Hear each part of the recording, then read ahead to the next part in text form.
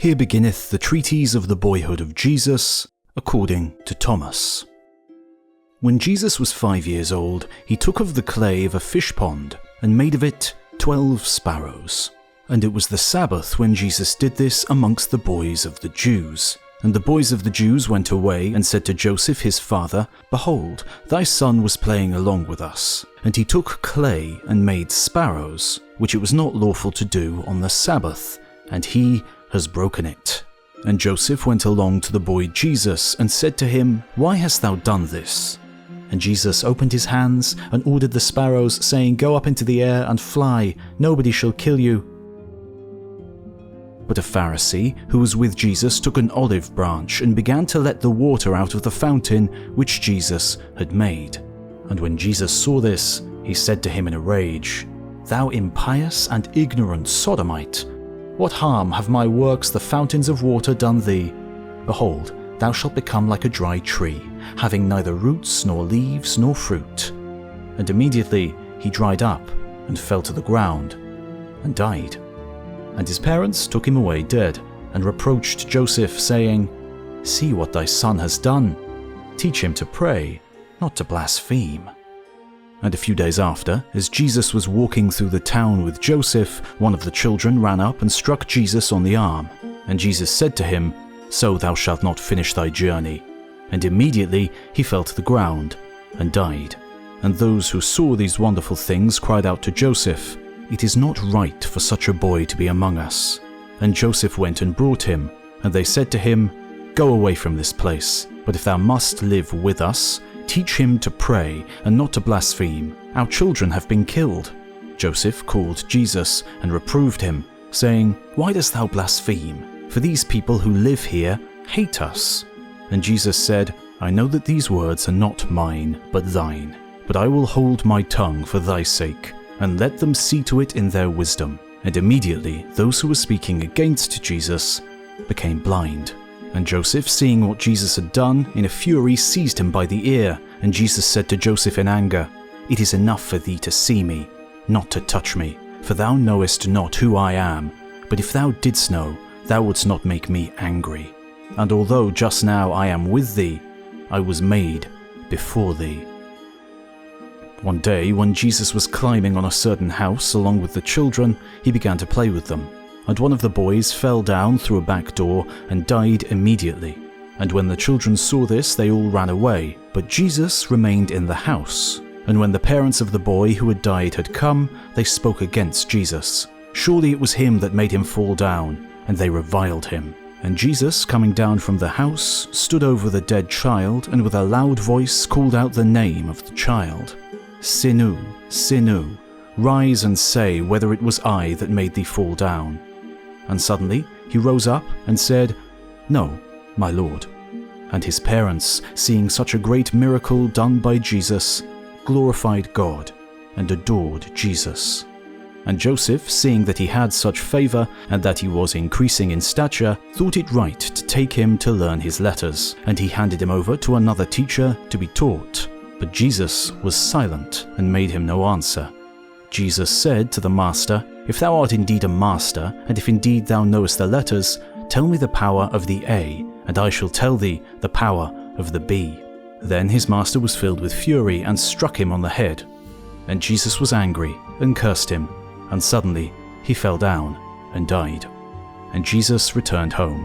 And Joseph gave orders to Mary, his mother, not to let him go out of the court of the house. And Jesus himself turned unto the Jews and said to them, Now let all them that see not see, and let them understand which understand not, and let the deaf hear, and let them arise which have died by my means. And when the child Jesus ceased speaking, all the afflicted were made whole, as many as had been afflicted by his word. And they durst not speak to him, and no man after that durst provoke him, lest he should curse him, and he should be maimed.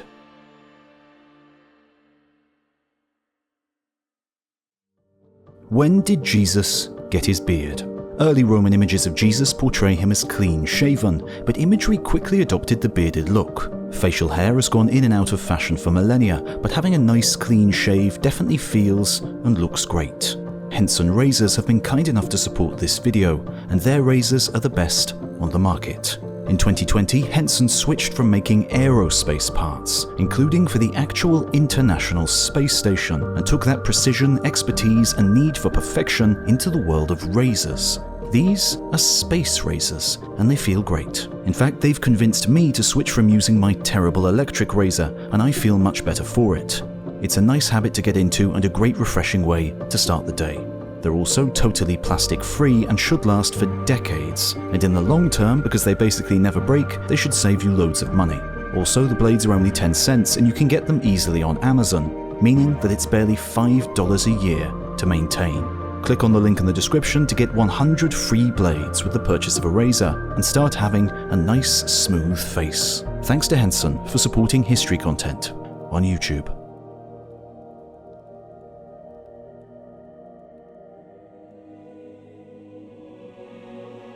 And Joseph rose up and said to Annas and Caiaphas, "Truly and well do you wonder, since you have heard that Jesus has been seen alive from the dead.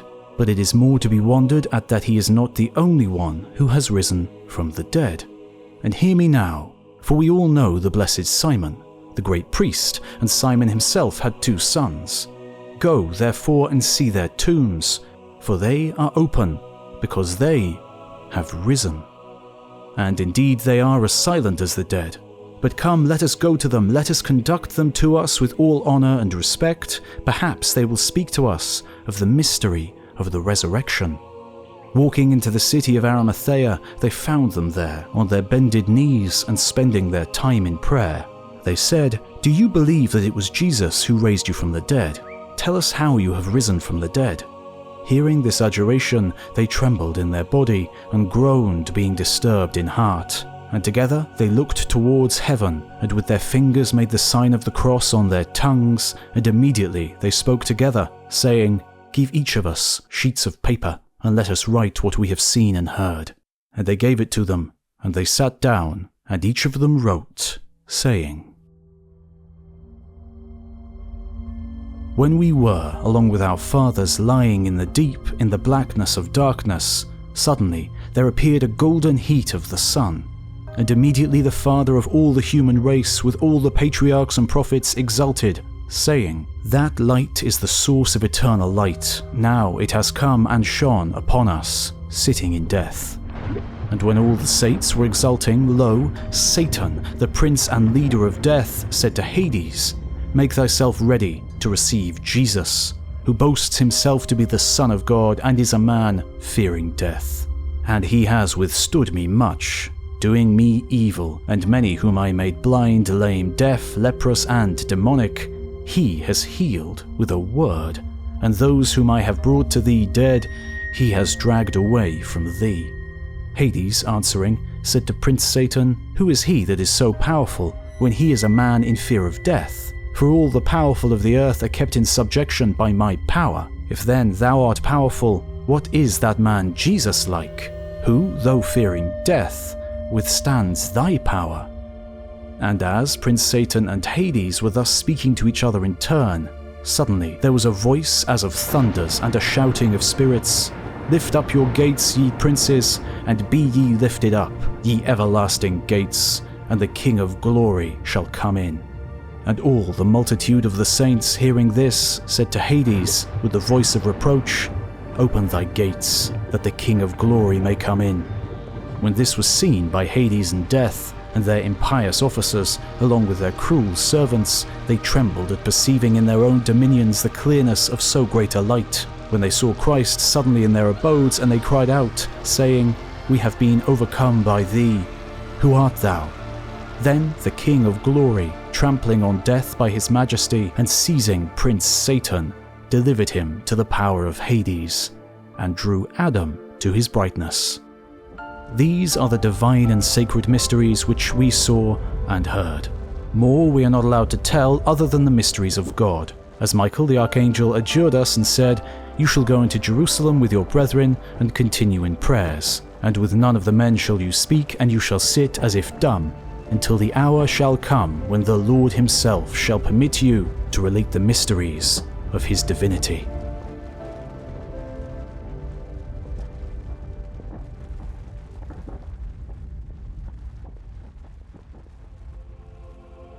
This is the secret message of judgment Jesus spoke with Judas Iscariot over a period of 8 days, 3 days before he celebrated Passover.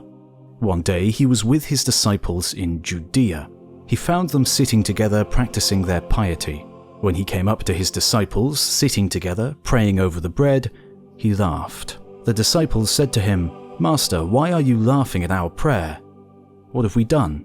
This is what's right." He answered and said to them, "I'm not laughing at you. You're not doing this because you want to, but because through this your God will be praised." They said, "Master, you are the Son of our God." Jesus said to them, "How do you know me? Truly I say to you, no generation of the people among you will know me." When his disciples heard this, they started to get angry and furious and started to curse him in their hearts. But when Jesus noticed their ignorance, he said to them, "If any of you is strong enough among humans to bring out the perfect humanity, stand up and face me." All of them said, "We're strong enough," but their spirits weren't brave enough to stand before him, except Judas Iscariot. He was able to stand before him, but he couldn't look him in the eye, so he looked away. Judas said to him, "I know who you are and where you're from. I'm not worthy to utter the name of the one who has sent you." Then Jesus, knowing that he was thinking about what's exalted, said to him, "Come away from the others, and I'll tell you the mysteries of the kingdom." Jesus said, "The souls of every human generation will die. However, when these people have completed their time in the kingdom and the Spirit leaves them, their bodies will die, but their souls will live, and they'll be taken up." Judas said, "What will the rest of the human generations do?" Jesus said, "It's not possible to sow on rock and harvest its fruit. In the same way, it's not possible to sow on the defiled race, along with the perishable wisdom and the hand which created mortal humans, so that their souls may go up to the realms above. Truly I say to you, no ruler, angel, or power will be able to see the places that this great, holy generation will see." Jesus said, "Come, and I'll teach you about the mysteries that no human will see. Because there exists a great and boundless realm, whose horizons no angelic generation has seen, in which a great invisible spirit, which no angelic eye has ever seen, no heart has ever comprehended, and it's never been called by any name."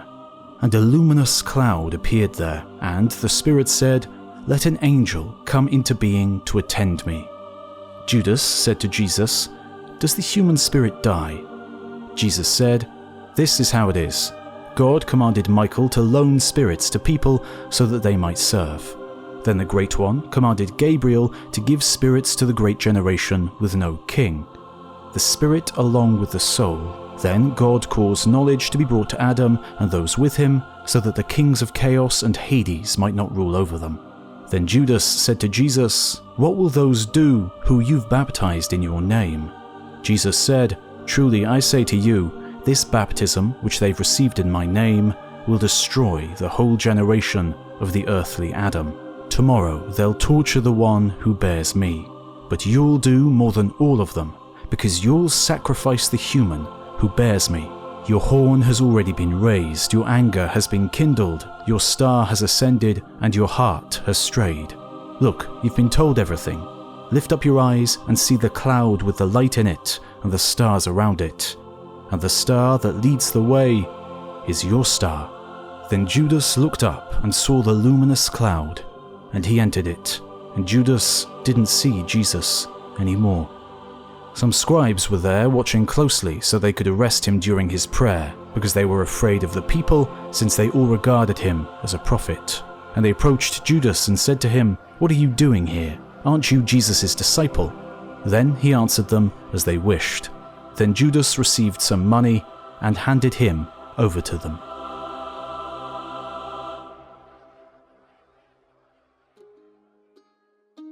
In the consulate of Theodosius Augustus the Younger, a certain honourable young man then dwelling at Tarsus in the house which had been the house of St. Paul, an angel appeared unto him by night and gave him a revelation, saying that he should break up the foundation of the house and publish that which he found. And he dug, and found a box of marble inscribed upon the sides. Therein was the revelation of St. Paul, and there was written therein as follows: "The angel said unto me, "Follow me, and I will show thee the place of the righteous, where they are taken when they are dead. And thereafter will I take thee to the bottomless pit, and show thee the souls of the sinners, into what manner of place they are taken when they are dead."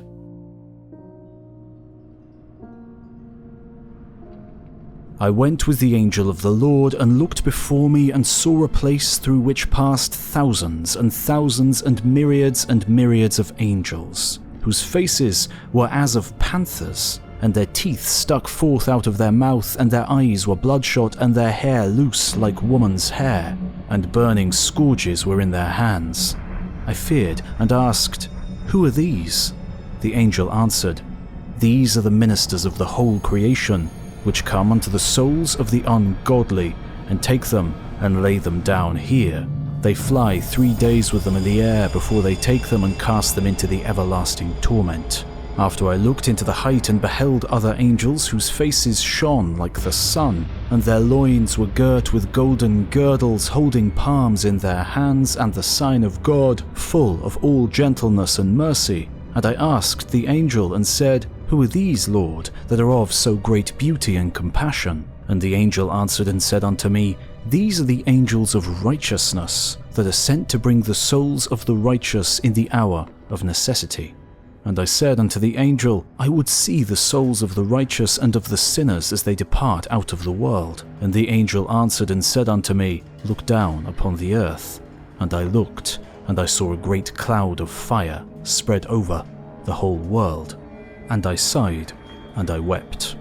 And the angel said, "Hast thou perceived all these things?" And I said, "Yes, Lord."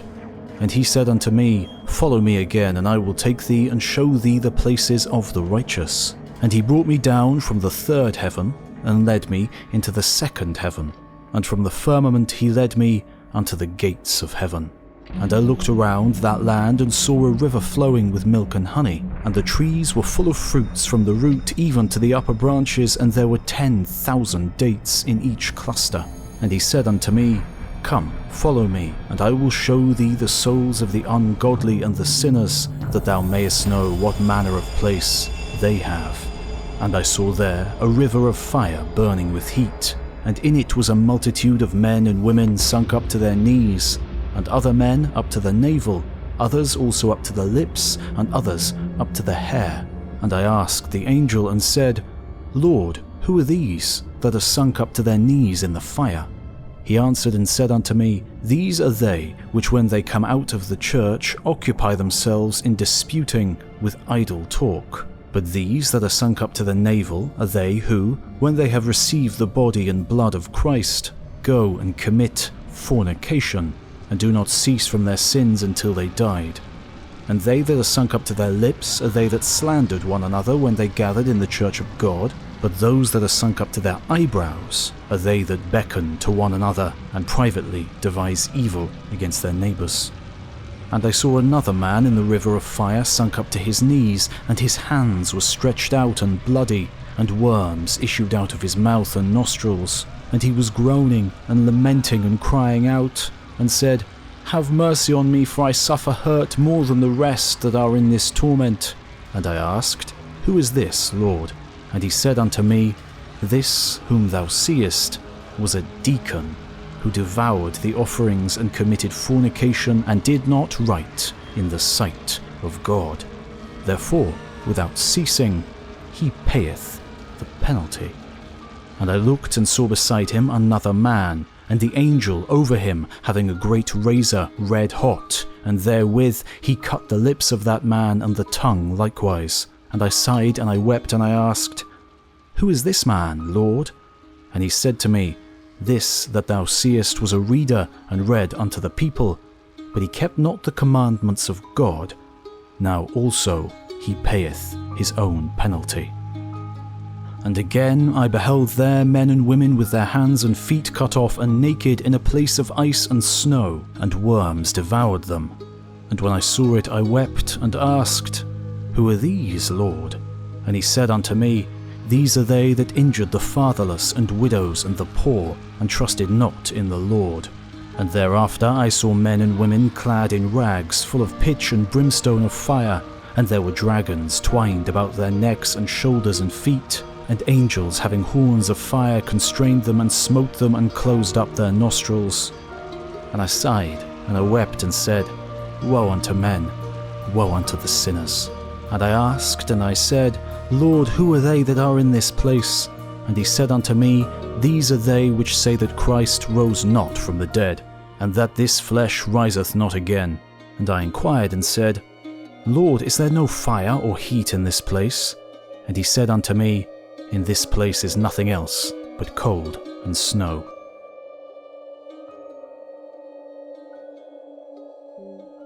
And thereafter I saw the Son of God coming down out of heaven, and on his head was a crown. And when they that were in torment saw him, they all cried out with one voice, saying, Have mercy upon us, O exalted Son of God. And the Son of God said, What good works have ye done, that ye should ask of me refreshment? My blood was shed for you, and not even so did ye repent.